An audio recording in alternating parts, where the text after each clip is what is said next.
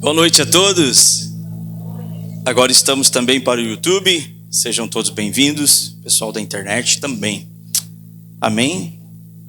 A palavra aleluia é um convite a adorar Yahvé. Amém?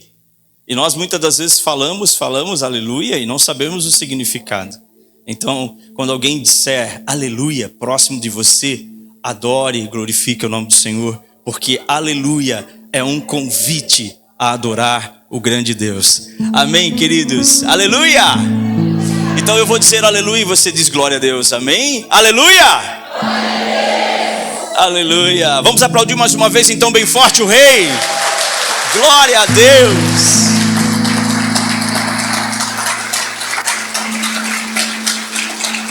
A Ele toda honra, toda glória,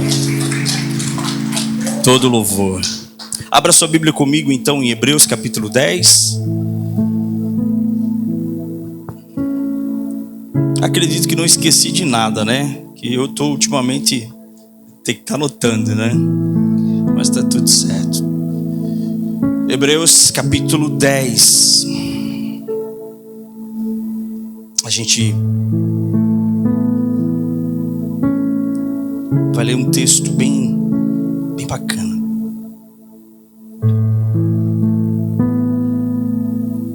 Hoje não trago esboço para essa ministração. Eu confesso para você que eu gosto mais de ministrar sem esboço. Porque quando a gente marca, quando a gente faz um esboço, corre um cronograma, né? Para tentar seguir uma direção de uma luz que tivemos pela revelação da palavra. Muitas das vezes nós entramos num modo automático e falamos aquilo que a gente anotou achando que é o que tem que ser falado. Mas quando a gente vem para cá só com o texto, é tão gostoso que a gente começa a ouvir muito mais nítido a voz do Espírito a nos conduzir àquilo que Ele realmente quer falar com a gente. Então, eu gosto de pregar com esboço. Sim, é ético você preparar uma palavra, um esboço, algumas orientações, mas tem dias que eu vou te falar. Eu gosto de abrir a palavra com um texto que eu sei que vou explanar e deixar o Espírito de Deus falar com a gente. Amém? Então, Hebreus capítulo de número 10, versículo 25, diz assim. Hebreus 10, 25. Não abandonemos a tradição de nos reunirmos como igreja, segundo o procedimento de alguns, mas, pelo contrário, motivemo-nos uns aos outros, tanto mais quanto vedes que o dia está se aproximando. Amém? Eu acho essa palavra muito impactante e interessante. Mas antes eu quero orar com você. Feche os olhos. Eterno e querido Deus, Deus adorado nesse lugar, Deus forte e poderoso, Criador dos céus e da terra, o Deus de Abraão, Isaque e Jacó, que hoje se faz presente, que está junto de nós. Nós queremos nessa noite explanar a Tua palavra, deixar uma mensagem ao coração da Tua igreja, da eclésia, para que possamos ser edificados e possamos ter a direção do Teu Espírito para podermos conduzir, Pai, e se conduzir debaixo do Teu querer, da Tua vontade. Por isso que nada nos impeça de ouvir e que tudo aquilo que traz distração seja repreendido e que os nossos corações, o nosso espírito esteja aberto a tudo que Tu queres falar neste lugar, nessa noite, em nome de Jesus. Amém? Amém. Quando eu olho para esse texto, a preocupação do autor do livro de Hebreus era chamar a atenção para algo que estava acontecendo já, para algo que estava infelizmente tomando conta do povo de Deus, dos cristãos do primeiro século.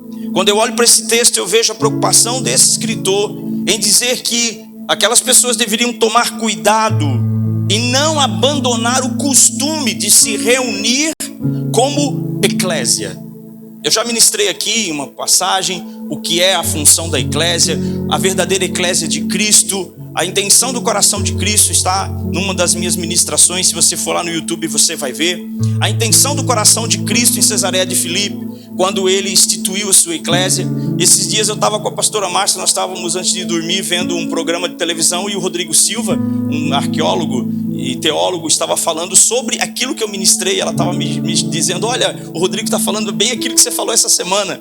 E é verdade, aquilo que Cristo foi fazer em Cesareia de Filipe, quando ele levou os seus discípulos ali no Rio Banhas, para então determinar a eles o poder e a autoridade para ligar e desligar nas regiões celestiais com autoridade sobre a boca daquela gruta que há lá, que é a chamada boca do inferno. Que a igreja, por não ter o conhecimento desse feito, acha que quando Jesus está dizendo: esta é minha eclésia e as portas do inferno não prevalecerão, está entendendo que é um inferno, o Hades ali, mas não é isso que Cristo estava dizendo, não é esse inferno que Cristo estava dizendo naquele momento. O que Cristo estava dizendo naquele momento é que ele estava constituindo uma igreja de poder sobre toda aquela ação maligna que acontecia naquele lugar, principalmente no lugar que Cristo os levou para passar um dia.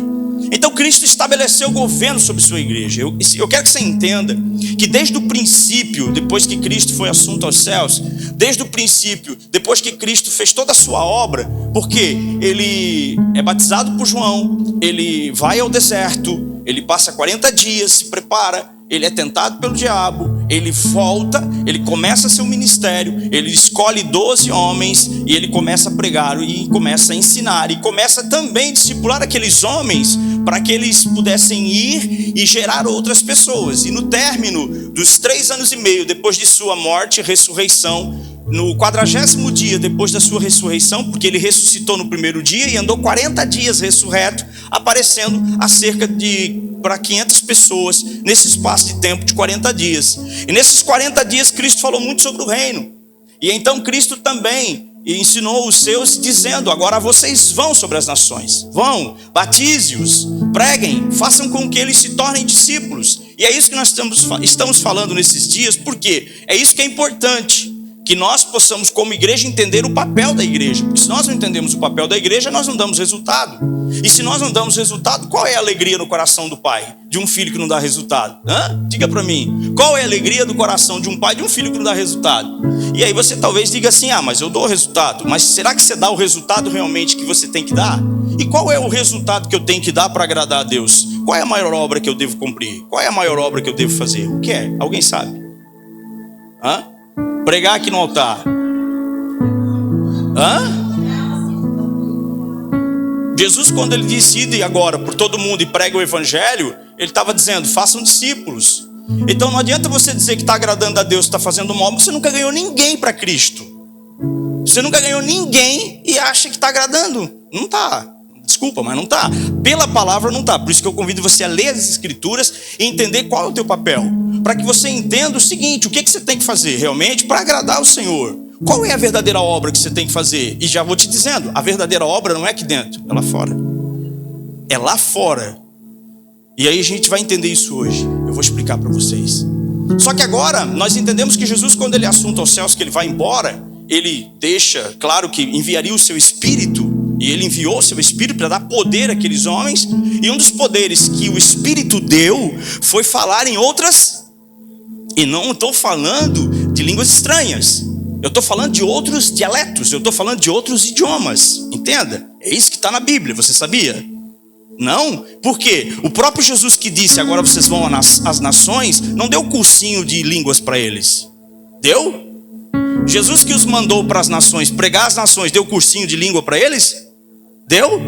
O que ele fez? Enviou o Espírito. E lá em Atos 2 você vai entender, se você ler a Bíblia certinho, com calma e entendimento, você vai ver que quando o Espírito tomou o cenáculo, aqueles homens foram cheios de uma língua de fogo. Mas imediatamente, quando os visitantes de Jerusalém, que estavam para a festa, que vinham para a festa de Pentecostes, entraram naquele lugar, foram impactados, porque ouviram aqueles homens falar na própria língua deles, sendo aqueles homens judeus. Isso é poder. Então o Jesus que mandou os discípulos ir pregar as nações, enviou o Espírito que os deu poder para falar em todas as outras línguas. Quem entendeu, diga amém. E agora, o primeiro século da igreja foi bênção, porém com muita guerra. O que nós precisamos entender é que desde o princípio você vai começar a ver algumas coisas estranhas acontecendo. Aí você vê o João, o discípulo amado, dizendo assim: e o verbo se fez carne e habitou entre nós. E aí, talvez você não saiba o motivo por qual João estava dizendo isso.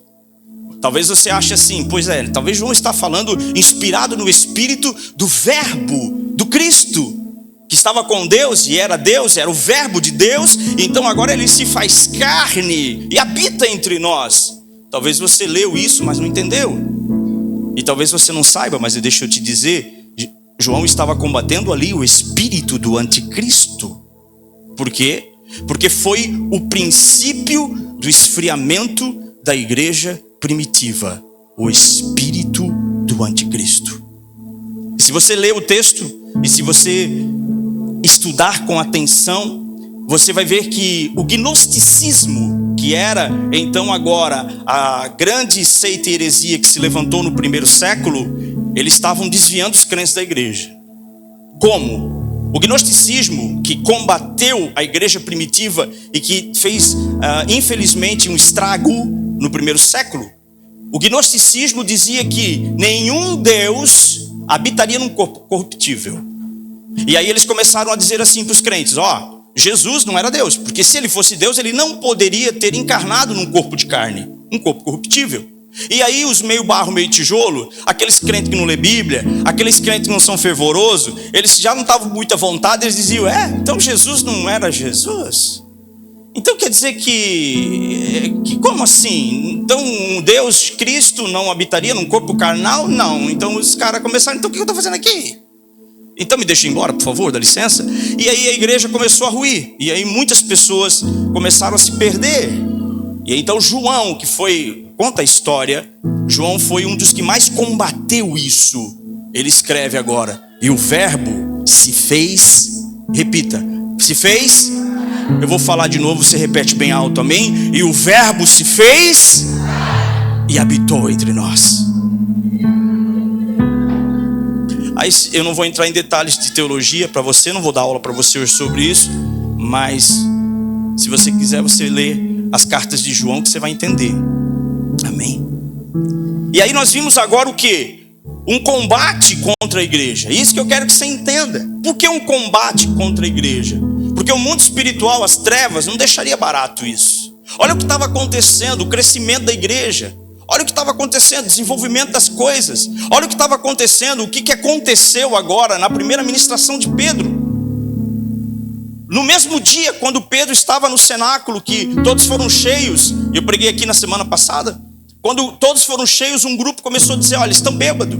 E Pedro ficou muito chateado com aquela questão de dizer que estão bêbados, se levantou e dizendo: não, gente, ninguém está bêbado aqui.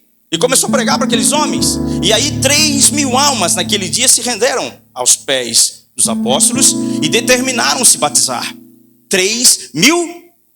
Aí a igreja começou a crescer, as coisas começaram a acontecer. A eclésia que Cristo estabeleceu em Pedro, com a sua primeira ministração, dizendo: ninguém está bêbado aqui, gente. O que acontece aqui é uma profecia, assim como disse Joel. 836 anos antes daquele dia, Joel disse: e acontecerá depois, que enviarei o meu espírito sobre toda a carne.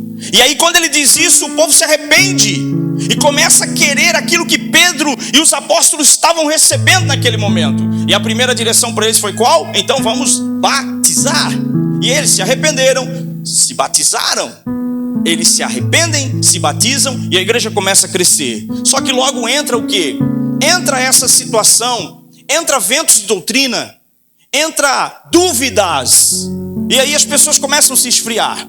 E é por isso que eu quero que você entenda: você precisa conhecer verdadeiramente as Escrituras, para que nenhum vento de doutrina te tire da visão pela qual o Senhor determinou para você. Por isso que eu digo para você, às vezes as pessoas se perdem. Por quê? Porque elas não conhecem e acreditam no que não é verdade. E assim como o gnosticismo arrastou muitas pessoas para fora da igreja, hoje muitas heresias tiram pessoas, tiram seres do propósito pela qual o Senhor as estabeleceu. Então por isso que eu convido você a estudar a palavra. Eu convido você a interpretá-la corretamente. Por quê? Porque assim nós estaremos no lugar certo, na hora certa, para sermos usados pelo Deus que tem o poder para todos aqueles que querem fazer a sua vontade. Amém? Mas muitos se perderam. E eu vejo isso no coração do apóstolo que escreveu esse livro de Hebreus. Alguns dizem que foi Paulo, outros dizem que não, foi Lucas. Mas tudo bem, quem escreveu tinha algo no seu coração. Ele estava vendo que muitos não queriam mais congregar. E por que congregar? Você sabe por que congregar? Por que eu devo congregar?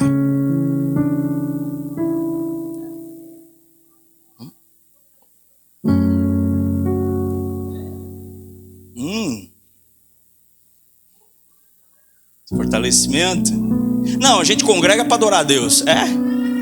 A gente congrega para vir buscar unção, é? Mas tem muitos que vêm assim aqui para isso? E não é isso. Escute uma coisa, eu quero ensinar você. A unção que Deus derrama sobre a tua vida é uma consequência do estilo de vida que você vive. Vou repetir. A unção que Deus derrama sobre a tua vida é o resultado do estilo de vida que você vive. Se você vive um estilo de vida de santidade, se você vive um estilo de vida de obediência, se você vive um estilo de vida de entrega a Deus, se você vive um estilo de vida de busca de mudança, busca de restauração, se você vive um estilo de vida de arrependimento das práticas erradas, com certeza o seu cântaro será cheio de óleo. Com certeza a sua cabeça pegará fogo. Com certeza, queridos, quando você entra num ambiente profético, tudo vai mudar. Mas entenda, o erro da igreja é achar que nós viemos para cá para adorar a Deus. E eu vou te contar uma coisa que você tem que entender. Eu falei isso para o Ministério de Louvor hoje enquanto eu estava aqui.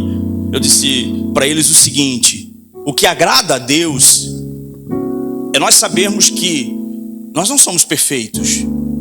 Mas quando eu entendo que todos os dias eu busco perfeição em Deus, eu busco mudança, eu busco transformação, eu me arrependo de quem sou, para agradá-lo, eu estou agradando. Agora, meu irmão, deixa eu te falar, a melhor adoração Deus recebe dos anjos que não tem pecado, não falam mal dos outros, não criticam ninguém, não compram e não pagam, não estão com o nome sujo no SPC e Serasa, não são enganadores. Os anjos não são tudo isso. Não são avarentos, são submissos. Os anjos são submissos. Então entenda, qual é a melhor adoração que Deus recebe? A minha ou a lá do céu? Então entenda uma coisa, por misericórdia, hoje eu peguei o violãozinho aqui e toquei uma canção, mas por misericórdia, deixa eu dizer, eu vou falar para ti uma coisa, Deus tem coisa melhor no céu. Pode ter certeza. Deus tem coisa melhor. Mas o que agrada a Deus quando eu pego? O que agrada a Deus quando eu falo? O que agrada a Deus quando eu faço? Quando Ele olha para mim e eu abro a boca e Ele diz: é o Douglas. Ele está buscando arrependimento, está se arrependendo, está mudando de vida, está pagando um preço. Isso é legal. Isso é bom. Isso muda a história. Por que nós viemos para cá então? Você quer saber? Então abra comigo então no livro de... Algumas irmãs aqui falaram algumas coisinhas boas, tá? Efésios capítulo 4.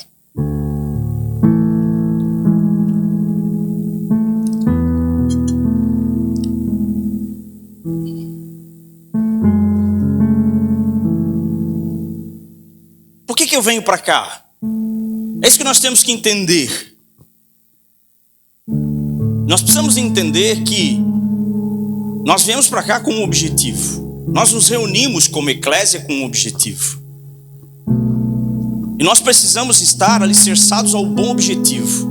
Porque alicerçados ao bom objetivo, nada nos tira do propósito.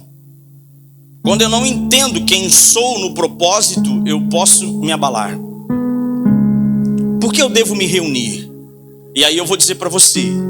Capítulo 4 de Efésios vai falar sobre a unidade da eclésia. Por quê? Porque um dia o próprio Davi disse assim: ó, quão bom e suave é que os irmãos vivam em... Porque é como um óleo precioso que que desce sobre a cabeça, a barba e chega à orla das vestes de quem? De Arão. Então entenda uma coisa, a união agrada a Deus a ponto de Davi observar que era como um óleo que descia, era como as águas do Hermon, que regam todos os outros rios que estão ali à volta dele, no seu degelo. Então, Davi estava vendo que aquela unidade era boa. Então, a primeira coisa que eu preciso entender, que como eclésia, eu sou mais forte. Como unidade, eu me torno mais forte. Por isso, estar unido com o corpo de Cristo te deixa mais forte e menos vulnerável aos ataques. Então a unidade é importante. Por isso que, qual é a estratégia satânica? Sempre te afastar do ambiente de unidade onde você precisa estar. Essa é a estratégia satânica. A estratégia satânica é tirar você do local aonde você vai estar se preparando para fazer o quê? Aquilo que o Senhor designou para a sua vida. E não é aqui dentro somente. Claro, você pode fazer aqui dentro. Tem muita coisa para você fazer. Tem banheiro para você limpar. Tem hall de entrada. Ontem a gente fez aqui um mutirão, né? De limpeza. Então, entendeu? Você estava aqui ontem no mutirão de limpeza? Tava? Bênção. O pessoal que toca aqui, eu contei uns 3 aqui do louvor só. Eu acho que já tinha uns 3 só aqui. Mas porque na hora de vir tocar aqui é bonito, mas na hora de vir limpar, tá limpinho. Então assim, a unidade é importante, porque a unidade me faz crescer junto com o meu irmão. E Efésios 4 fala assim, portanto, Paulo escreve isso: eu, prisioneiro do Senhor, suplico que vos andeis de modo digno para com o chamado que recebestes. E qual é o chamado? Ser o quê? Com toda a humildade e mansidão, paciência, suportando uns aos outros em amor, procurando cuidadosamente manter a unidade do Espírito no vínculo da mão. Tem dia que dá vontade de esconder as facas, senão dá problema. Não é não? Não pode. Vamos lá. Vamos ler de novo 2. Com toda a humildade e mansidão. Olha só, humildade e mansidão. Se eu faço parte de uma igreja, uma eclésia como essa, eu preciso entender que eu fui chamado para ser humilde, primeiro. Segundo, eu fui chamado para ser manso. Terceiro, eu fui chamado para ter paciência. Quarto, eu fui chamado para suportar uns aos outros em amor. O princípio que nós precisamos entender aqui é o convívio entre nós. Então, entenda uma coisa: o convívio entre nós precisa ter o quê? Humildade, mansidão, paciência e suportar os outros em amor. Suportar os outros em amor. Entendeu? 3. Procurando cuidadosamente manter a unidade do Espírito no vínculo da paz. Por quê? Há um só corpo, um só Espírito, da mesma forma que a esperança para a qual fosse chamados é uma só. 5. Há um só Senhor, uma só fé, um só batismo. Um só Deus e Pai de todos, que é sobre todos, por meio de todos e em todos. E a cada um de nós foi concedida a graça, conforme a medida repartida por Cristo. Então nós recebemos algo de graça. Uma medida repartida por Cristo, porque foi o Cristo que se entrega, e ele vai falar um pouquinho sobre isso. O Cristo se entrega, o Cristo morre, o Cristo desce até o Hades, como todos os mortos tinham que descer, mas ao terceiro dia ele ressuscita dos mortos. E agora no 11 ele diz o seguinte: assim ele, Cristo, designou alguns para apóstolos, outros para profetas, outros para evangelistas, outros para pastores e mestres, com o propósito de aperfeiçoar os santos para a obra do... Isso, para que o corpo de Cristo seja edificado, até que todos alcancemos a unidade da fé, do conhecimento do Filho de Deus e chegamos à maturidade, atingindo a medida da estatura da plenitude de Cristo. Oh, deixa eu te falar uma coisa. A gente tem uma missão. Você sabe qual? Além de tudo que eu li aqui antes, que é uma missão sua para viver com os teus irmãos, que é a humildade, a mansidão, a paciência e tudo mais, você está aqui para atingir uma coisa. O quê? O quê? Espiritual ou plenitude de Cristo? A medida da estatura da plenitude de Cristo. Você sabe qual é o nosso problema? A gente se conforma em ser cristão meia boca. Sabe qual é o nosso problema? É que a gente se conforma em, vou repetir, ser cristão meia boca. Tá bom. Deus sabe do meu coração. Será? Eu não faço porque eu não tenho tempo. Não sei. E aí a gente vai nessa, sabe? Eu não vou na intercessão orar porque eu não tenho tempo. E o ano que vem eu vou começar discipulado aqui, tá? Ano que vem se prepare para aprender. Toda segunda-feira a gente vai orar e ter um tempo de 40 minutos de aula. Eu preciso ensinar a vocês muita coisa, porque eu vejo tanta abobrinha por aí que, olha, dá medo. E eu não quero ninguém daqui dessa igreja falando abobrinha e nem fazendo coisa errada. Então a gente vai ensinar. Amém? Vamos ensinar vocês. Toda segunda-feira. Ano que vem tem aula.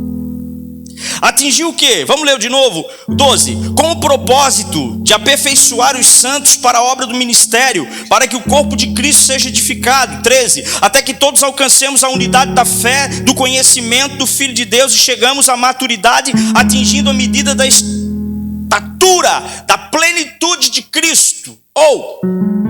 Você sabe o que você está fazendo aqui? Você precisa entender que vir para cá é vir para cá para alcançar o quê? Essas coisinhas que foram citadas aqui, que é a maturidade e a estatura de uma plenitude. E essa plenitude é a plenitude de Cristo. O que eu preciso que você entenda é que nós precisamos começar a olhar para nós e deixarmos de ser crentes imaturos. Porque se nós formos crentes imaturos, qual é a obra que nós vamos fazer?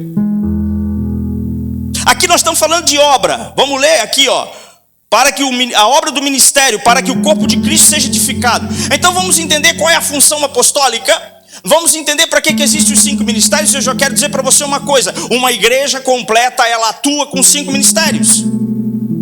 Mas não tem apóstolo, eu não vejo evangelista, eu só vejo pastor. Errado. O pastor vem de uma visão de uma igreja romana, aonde só tem um líder. E não é. Dentro de uma igreja, ela funciona com os 5 ministérios. E eu não tenho tempo para falar hoje sobre os 5 ministérios, mas eu vou ensinar vocês na segunda-feira a função de cada um deles. Os 5 ministérios precisam atuar dentro de uma igreja, porque quando eles atuam, eles geram crescimento. E entenda uma coisa: apóstolo não é pastor. Apóstolo não é pastor. E eu vou te falar uma coisa: pastor, ele tem um chamado tão gostoso, tão bom, que o pastor tem uma paciência com as ovelhas que o apóstolo não tem. Não tem mesmo, irmão. Se você vem falar comigo, eu vou falar contigo 15 minutos, eu vou te dar a direção. Se tu fizer, beleza. Se tu não fazer, meu irmão, pode ter certeza, passa a bola. Porque eu não suporto andar com pessoas que você passa uma direção e ela não faz. Mas o pastor tem paciência. O que é que o pastor faz? Vem cá.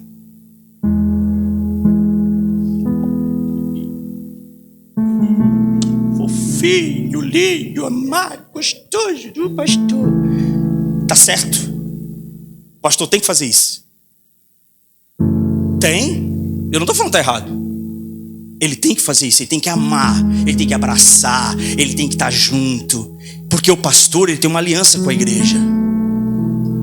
O pastor, ele tem esse chamado, tá? Aí o apóstolo diz o seguinte aqui, para você: Cristo designou para o corpo ser edificado. Primeiro o apóstolo. Por quê? O apóstolo te dá fundamentos.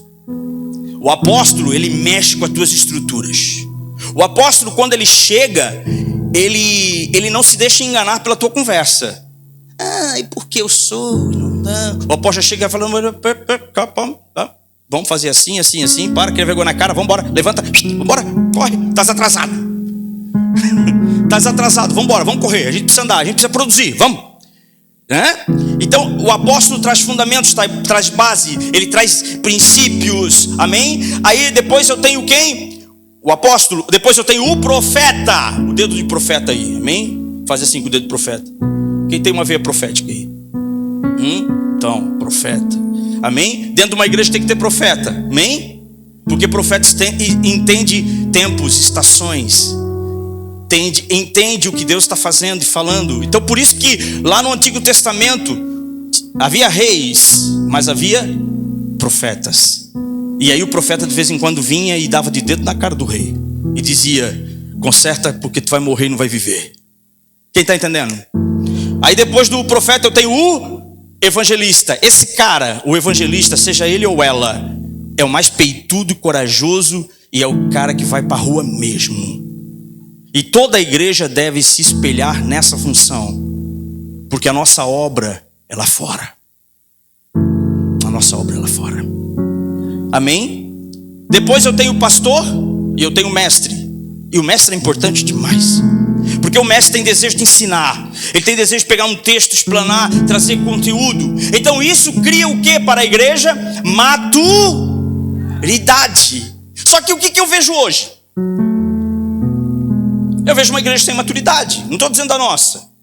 Não estou falando da nossa igreja, tá? Mas eu estou falando de uma esfera, uma esfera tipo macro, assim, algo aos olhos por cima. Eu vejo muitas pessoas sem maturidade, não sabem quem são, não sabem para onde vão, não sabem o que fazem. Fazem coisas erradas, acham que estão certas. Não conhecem as escrituras porque não leem a Bíblia, não são confrontadas, vivem no pecado, vivem no engano, continuam fazendo coisas erradas, continuam fazendo coisas que desagradam a Deus, não leem a palavra, não tem tempo de oração, não tem tempo de devocional, mas querem fazer algo, querem aparecer, querem estar na evidência. Mas são pessoas, queridos, que podem ser lapidadas, podem ser trabalhadas e se tornarão gigantes. Mas entenda uma coisa, você e eu precisamos entender: essas portas estão abertas para adestrar você. É isso que eu quero que você entenda, porque o nosso papel não é agregar pessoas aqui dentro dizendo: Jesus não veio hoje, tá bom? Então vamos aqui, vamos cantar uns cânticos, vamos repartir uma palavra, vamos comer um pedaço de pão, vamos beber o cálice, vamos embora, quem sabe ele volta essa madrugada. Aí chega a madrugada, amanhece o dia, Jesus não voltou. Aí amanhã nós temos o que aqui? Intercessão. Aí vem todo mundo para cá, todo mundo não, desculpa, irmão, Pedro, Tiago, João. Vem Pedro, Tiago e João na oração. É para tu ver o nível da maturidade da igreja que ora. A igreja nem ora. Aí vem o Pedro, Tiago e João orar comigo aqui.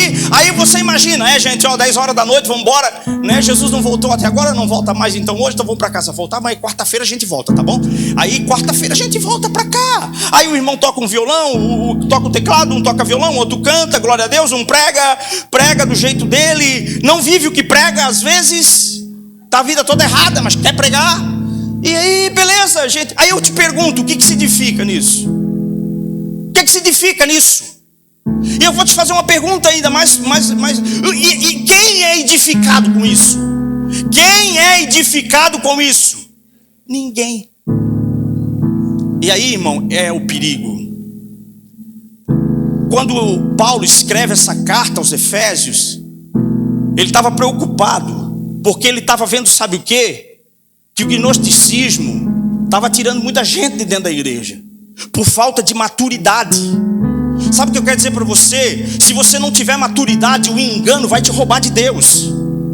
Eu vou dizer para você com verdade, como profeta: se tu não tiver maturidade para lidar com as coisas e buscar um crescimento em Deus, lendo a palavra, lendo as escrituras, te consagrando, buscando fazer o que é certo, uma hora ou outra tu vai para fita. Uma hora ou outra tu não aguenta. O que faz as pessoas aguentarem é a maturidade do entendimento do tempo que está vivendo, das guerras que estão atravessando. O crente nem sabe distinguir a guerra que está vivendo. Ele culpa o diabo de situações, como o irmão pregou quarta-feira. Ele culpa o diabo de situações que são legalidades que ele mesmo abriu. sabe. Me convida para ir na tua casa para orar porque como é que se diz? A coisa pegou. A primeira coisa que eu vou vasculhar, quais foram as legalidades que você abriu? Por quê? Porque não caiu um fio de cabelo da nossa cabeça se não for permissão de Deus. Quando quando Deus olhou para Satanás e falou: tu tem visto o meu servo Jó? Aí o diabo olhou e falou: mas também tu cercou ele com uma cerca de fogo viva. Os anjos estão ao redor dele. Por quê? Porque Jó era íntegro, reto, temente a Deus e se desviava do... Então Deus cobriu Jó. Aí o que acontece? Para o diabo tocar em Jó, Deus teve que tirar a cerca. Aí tem muita gente dentro da igreja todo descercado, todo vulnerável, casa vulnerável, família vulnerável, vida financeira vulnerável. Não sabe por quê? Eu vou dizer, falta de maturidade. E o que a eclésia tem que fazer? Ensinar. O que nós temos que fazer? Parar com esses arrepiozinhos e começar a entrar para aquilo que realmente é verdade. Para consciência de ser cristão, consciência de olhar para si, parar de olhar para os outros. Esse dia eu falei para alguém, e é uma coisa que eu faço muito e ensino vocês: tira os olhos dos outros, olha para você. Tira os olhos dos outros, olha para você. Tira os olhos do Pedro, do Tiago, do João, do irmão, da calça da irmã, do cabelo, tira os olhos, bota os olhos para ti. Olha o que tu está fazendo, o que tu está deixando de fazer. Olha se aquilo que tu estás fazendo realmente é grande o suficiente ao ponto para levar você aonde você quer chegar. Porque nós queremos chegar lá em cima no topo. Ninguém quer chegar no raso. Todo mundo quer chegar às nações. Todo mundo quer chegar lá em cima. Todo mundo quer chegar nos grandes altares. Todo mundo quer chegar nas grandes multidões. Mas o que eu tenho feito? Pergunta para o teu irmão: o que você tem feito?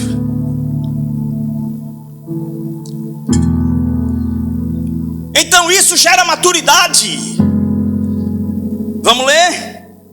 De novo, vai deixar você bem, com o propósito de aperfeiçoar os santos. Então, os ministérios, o que? O corpo eclesiástico, o apóstolo, o profeta, o evangelista, o pastor, o mestre, eles existem para aperfeiçoar a igreja, as pessoas, para que elas estejam prontas para a obra do ministério. E eu vou te dizer uma coisa: a obra do ministério não é aqui dentro. Tu imagina um problema que eu ia ter se todo mundo aqui soubesse pregar bem. Que lasqueira. Por quê? Porque daí todo mundo ia me pressionar, né? Quando que eu vou pregar? Quando que eu posso pregar? Quando que o Senhor vai me dar oportunidade? Quando que isso? Quando que aquilo? Quando aquilo outro? Só que tem um detalhe: você está pregando para quem lá fora? Então nós olhamos para a igreja assim. Nós olhamos para a igreja assim. Eu vou dizer, a obra mais importante do chamado da eclésia é se preparar aqui dentro, se fortalecer aqui dentro, para amanhã ir lá para os hospitais, amanhã ir lá para as praças. Se você chegar para mim e falar: pastor, eu quero ir na praça, eu vou te abençoar para ir para a praça. Aí eu quero pegar minha Bíblia, eu quero pegar os panfletos, eu vou comprar panfleto para você. Eu quero uma caixinha de som, eu vou investir na sua caixinha de som. Você pega as tuas coisinhas e vai para a praça. Eu quero te perguntar alguma coisa. Dentro da minha Bíblia tem alguma restrição para você fazer isso? Tem? Então vá. Mas quem é o corajoso? Tem. Aqui dentro tem. Eu tenho certeza que tem pessoas aqui dentro que só não foram porque nós não demos um comando ainda para ir. Sim ou não? Mas no ano que vem tu pode te preparar. Tu pode preparar que eu vou para a rua com vocês. Ou você acha que eu estou ensinando vocês para ficar aqui dentro? Você acha que eu estou ensinando vocês para ficar aqui dentro, olhando para minha cara quarta e domingo? Não, meu irmão, nós vamos para a rua. Nós vamos fazer camisetas, nós vamos para a rua. Nós vamos abordar pessoas, orar por elas nas ruas. Nós vamos estar pregando a palavra do Senhor lá fora, porque essa é a verdadeira obra. É isso que Deus quer. É isso que gera frutos, é isso que gera vidas, e é isso que nós precisamos fazer. Então entenda, você não está aqui hoje só esperando a volta do Senhor, e se Ele não voltar essa madrugada, amanhã tu está de novo aqui. Você está aqui para se encher, para tomar conhecimento, para ter sabedoria, para enfrentar gigantes lá fora. Onde foi a escola de Davi? Aonde? O território. Eu sei que o leão foi a prova. Eu estou falando onde foi a escola? O leão e o urso foram a prova. Isso. Onde foi a escola de Davi? Onde foi a escola de Davi? Aonde? No campo, pastoreando as ovelhas. Mas aonde foi o combate? Na frente da batalha. Escute. Aqui nós estamos falando com as pessoas que estão se preparando. E é isso que nós temos que fazer, nos prepararmos. É ter conhecimento, é buscar conhecimento, é buscar aquilo que o Senhor tem para nós. Por quê? Porque o objetivo, olha só o 14. O objetivo é que não sejamos mais como Pode ter crente criança? Sim ou não? Mas o que mais tem é crente criança, irmão. E Paulo está falando isso aqui, ó. O objetivo, 14. Lê comigo lá o 14. Tem Bíblia? Então lê comigo lá. Está com a Bíblia aí aberta? Olha só o 14. Não fecha ela, tá? O objetivo é que não sejamos mais como porque a criança, porque levados de um lado para o outro pelas ondas teológicas. Isso. Nem jogados para cá ou para lá por todo o vento e pela malícia de certas pessoas que induzem os incautos ao erro. Deixa eu te falar uma coisa. Você não sabia, né? Mas o que Paulo está falando aqui é o que ele já estava vendo. O crescimento do gnosticismo no primeiro século foi a maior heresia que afastou crianças que não tinham maturidade para discernir as coisas, que não tinham maturidade, que esfriou pessoas. Então o objetivo, além da estatura da plenitude de Cristo, é que não sejamos mais como crianças. Então entenda uma coisa, olha para o espelho. Você se considera adulto espiritual ou criança? Você se considera... Parabéns, irmã, parabéns. Bebezinho ainda. É bom, é gostoso quando alguém se manifesta dizendo: eu me acho ainda criança. Por quê? Porque eu vou te falar uma verdade. Não é o problema ser criança, tá bom? É morrer criança. É morrer como criança. O negócio não é ser criança. Porque se você é criança, mas quer crescer, você vai crescer. Só que você precisa entender que a doutrina, o ensino, as escrituras, é para que você não seja taxado como crente infantil. Para que você não seja taxado como crente que todo mundo pensa, agora vai, e de repente, putz, espingola tudo. Gostou? Agora foi. Desmonta tudo. Sabe, aquele que o crente é criança, porque infantil, porque é criança é assim, ó. Uma hora ela tá bem, daqui a pouco...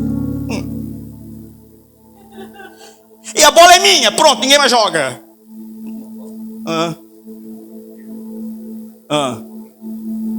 Crente bipolar. Sabe, queridos, é isso que a gente vive como igreja. Ou não é? É ou não é? É. Mas não pode. A gente tem que olhar para aqui e crescer. Então, vamos lá. Quem somos nós? Não podemos ser criança. A criança é assim, né? Já viu criança? Eu vejo as criancinhas chegando na igreja, né? Tem umas que entram assim, lá na porta, né? Ai, ai, e vem. Tem uns que entram assim, né? Aí fica lá assim, né? Como se, eu vou tentar lá resolver, né? Eu vou lá, o que aconteceu? Ó, tá vendo? Criança. É verdade. Criança que faz essas artes assim dentro da igreja. Criança faz barulho, derruba as coisas, levanta para tomar água 300 vezes. Quem é que levanta para tomar água 300 vezes? Criança. Quem é que vive pedindo para ir no banheiro fazer xixi? Criança. dentro da igreja está cheio de criança. Escuta, é isso que nós temos que mudar. E querido, se você quer fazer a boa obra, você quer crescer em Deus, você quer alcançar as nações, você quer ganhar pessoas, que é a tua obra, que é o que nós temos que fazer para o ano que vem, para 2025, no propósito dessa igreja, que é para ir à rua, é para ir para a rua, é para ir para as praças, é para ir para os lugares importantes que o Senhor convocou-nos para pregar, é para fazer a obra. Nós precisamos deixar de ser criança, porque enquanto somos criança não chegaremos a lugar nenhum.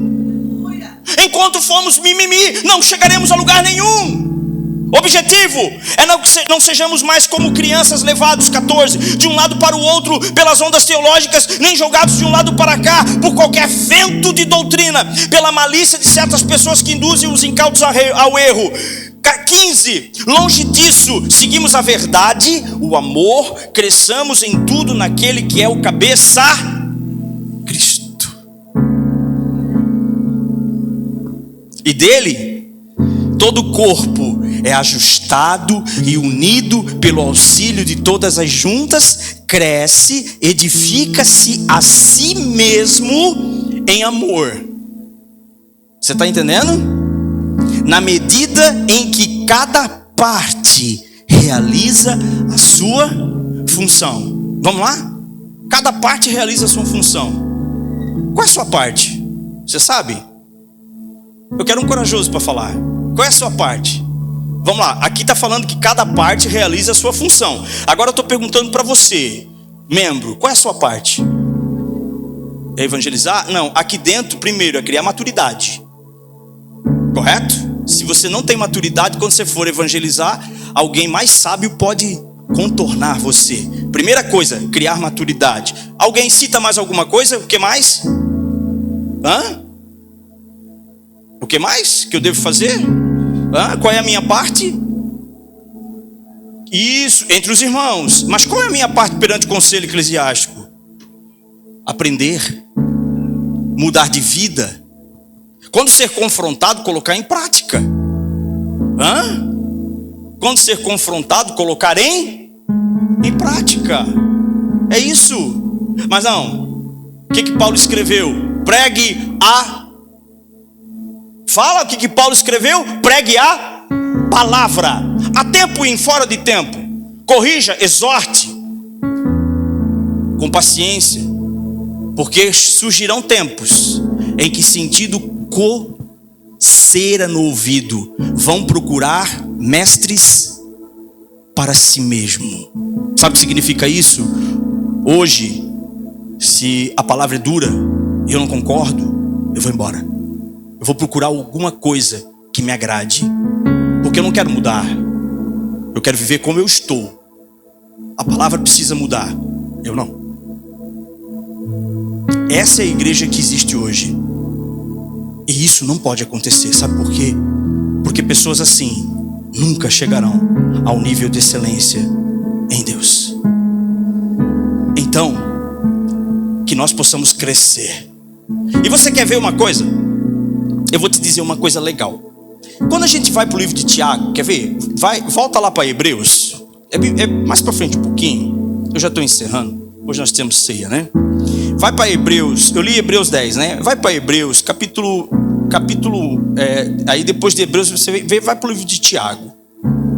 Quer ver uma coisa interessante? Achou Tiago? Acha Tiago lá. Amém? Achou? Tiago. É que assim, ó, Tiago é do lado de Hebreus. Tá bom? Vai para Hebreus, aí caminha mais um pouquinho e vai para Tiago. Senão tem gente que tá procurando lá em Gênesis. Vai para Tiago. Entendeu? Então eu já estou te dando a pedra. Ó, vai para Hebreus e do lado você chega no Tiago. Fala no Tiago, quer ver? Você sabe quem foi Tiago? Quem sabe quem foi Tiago? Foi irmão Jesus. Você sabe o que eles fizeram com essa carta de Tiago? Você sabe? Lutero, inclusive dia 31 de outubro comemoramos o dia da reforma, né? Protestante. Eu tive nesse lugar em Wittenberg, na Alemanha. Hoje, nesse vídeo eu falei que é uma porta de ferro, né? Realmente é. a igreja onde Lutero pregou as 95 teses, eles construíram uma porta de ferro, toda escrita no ferro, em alto relevo, as 95 teses. Lutero defendeu essa carta como uma carta muito importante para o crescimento da igreja. Por quê? Porque quando Tiago escreve essa carta, os líderes das igrejas próximas, eles adotam essa carta como uma carta macro, como uma carta importante para que todo o cristão tivesse como estilo de vida e estudasse essa carta no começo da igreja, lá quando a igreja estava começando, nos princípios dela. Se você for ver agora uma coisa interessante, aí você vai chegar comigo a uma conclusão. Se você for ver o que Tiago escreve para a igreja, é mais ou menos assim, quer ver? Tiago capítulo 1, versículo 2. Meus amados irmãos, considerai motivo de júbilo o fato de passardes por diversas provações. Porquanto sabeis que a prova da vossa fé produz ainda mais perseverança, e a perseverança deve ter plena ação, a fim de que sejais aperfeiçoados, completos, sem que vos falte virtude alguma. O que Tiago está falando? Irmão, tu está passando por provação? Então eu digo para ti, que seja motivo de júbilo, porque a prova da vossa fé produz ainda mais perseverança. Deixa eu te fazer uma pergunta: quem quer passar por prova aí da glória a Deus? Você está falando só porque eu perguntei? Isso é maturidade.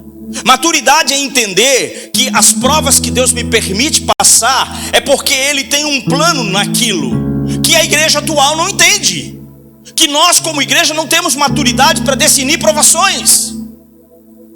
Esses dias eu fui travado em 3, 4, 5 lugares que eu passei. E os 4, 5 lugares que eu passei eu fui travado. Foi coisa incrível, incrível, incrível, incrível. Eu vou contar para você. Eu nessa correria de construir o quadro para a nossa placa, ficou bonito, vocês viram a placa nova? Tem o QR Code, você vai lá agora, faz assim no QR Code e já abre lá, direto na página. Cara, que legal, né? Escute, e aí eu tinha um dia que eu estava muito com pressa, e eu disse para Márcia, eu vou acordar amanhã, eu vou lá em tal lugar, eu tenho que ir nos 4 lugares. Querido, deixa eu te contar, o primeiro lugar que eu entrei, 2 carretas me fecharam no pátio, uma assim e uma assim, eu não tinha pra onde sair.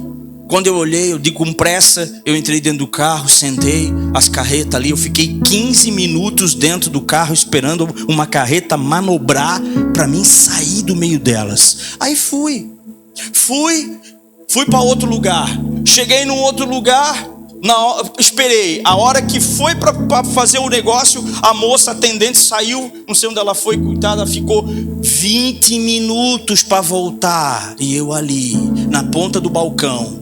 Ela voltou, acertamos tudo, vamos pagar. Fui passar o cartão, a máquina não passava o cartão, querido, porque eles estavam trocando o sistema. E o dono veio e falou, me desculpa senhor, mas é que a gente trocou o sistema e é o primeiro cartão que a gente vai passar hoje, então a gente tá com um probleminha. E eu tô lá já meia hora, já 45 minutos. E eu tô lá já assim, né, verde, porque eu já tô lá, né. Aí eu saio de lá, porque a primeira coisa que a Márcia faz, onde taxa? Tá demorando, hein? Tua mulher não faz isso contigo? A minha faz. Onde tu estás? Estás demorando. Aí eu falei, daqui a pouco ela me manda uma mensagem. Tu estás, tá demorando. Mas dito e feito, ela mandou. Eu mandei a foto para ela, deu no balcão e o cara sentado assim esperando a moça. Ela, tô aqui. Saí de lá, irmão. A carreta parada, trancou toda a rua, deu um problema. Tive que trocar de rua. Por que eu estou te contando isso? Qual é a nossa tendência no estudo? Qual é a nossa tendência nisso tudo? É murmurar. Não dá certo, não sei o quê. É murmurar. E eu vou te falar uma coisa. O que eu aprendo com essa aprovação? Deus pode estar aumentando a minha fé, me trazendo perseverança, mas mais importante do que isso, Deus pode estar me livrando de algo. Sabe, isso é maturidade. Quando eu começo como cristão a entender essas coisas, é maturidade. A maturidade, queridos, não é não revidar. A maturidade é suportar as coisas, e muitas coisas calado. Por quê? Porque o Senhor é o nosso advogado, o Senhor é o nosso juiz, é Ele que fala por nós. Eu vejo crente batendo boca na internet, eu vejo crente mandando indireta nas redes sociais, eu vejo crente falando um monte de besteira nas redes sociais, e querido, pregue a palavra nas redes sociais. Ei, irmão, deixa eu te contar uma coisa: use as redes sociais não para desabafar dos teus problemas, mas para falar das coisas de Deus. Maturidade. Então Tiago diz o que para a igreja? Olha o nível de visão que a igreja tinha. Irmãos, que seja motivo de júbilo o fato de passardes por diversas provações, porque a prova da vossa fé produz ainda mais perseverança, e a perseverança deve ter plena ação, a fim de que estejais aperfeiçoados. Vocês estão ouvindo de novo a palavra aperfeiçoado? Correto? Vocês viram como eles falavam a mesma língua? Você viu que não tinha como esses crentes mimimi fugir de uma igreja dessa? Ou eles cresciam ou entortavam. Por quê? Esse é o lema do Evangelho. O Evangelho não existe para passar a mão na sua cabeça e nem na minha. O Evangelho existe para nos confrontar, para que haja mudança, transformação, para que amanhã os meus familiares olhem para mim e digam: você mudou. Eu quero Jesus que você serve hoje, porque eu vejo mudança na tua vida. Os teus vizinhos que ouviram o quebra-pau dentro da tua casa, a gritaceira, a briga, eles vão ouvir você louvando e adorando ao Senhor, e a tua casa cultuando ao Senhor em adoração, e vão dizer, bater na tua porta quando precisarem de socorro, e vão dizer: vizinha, ora por mim, vizinho, ora por mim. É isso. E é isso que nós buscamos aqui: o crescimento, a maturidade, o desenvolvimento, o aperfeiçoamento, para que nos tornemos maduros, porque a grande obra, o Senhor nos disse: ide por todas as nações, a começar por Jerusalém. E eu digo: ide a começar pela tua rua. Como é o nome da tua rua? Fala bem alto. Como eu não vou te contar até 3, vamos fazer profeticamente agora. Você tem que ir a começar pela tua rua, tá bom? Tá bom? Vamos lá então, começar pela tua rua. Eu fiquei sabendo, teve uma vizinha tua ontem aqui, né? Parabéns, já começou a fazer a obra. Aí, ó.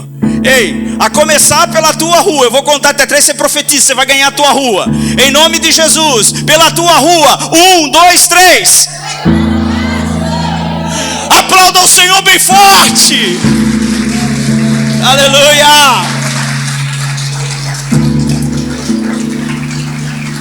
Deus abençoe. Vamos ficar de pé. Deus abençoe nossos irmãos.